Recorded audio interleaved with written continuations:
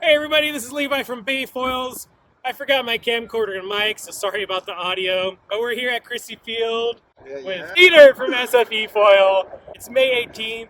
This is kind of like our opening season demo day, and we're putting some sun, getting people out of the water. Yeah, it got sunny a little bit, so we're just out here getting people on the water.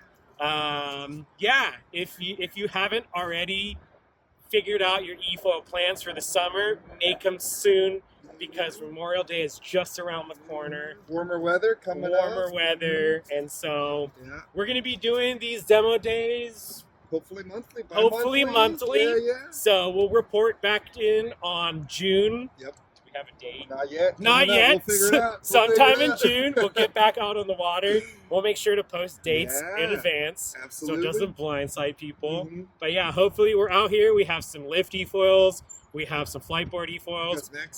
We even had Paul with an X-foil out here. Yep. So we're just having a great time. Have a good time. We'll make sure to post the calendar. Yep. We'll make it happen. Way far in advance Absolutely. next time. Yep. And we hope to see you out next month. Absolutely. Come ride with us. Cheers. Sounds good.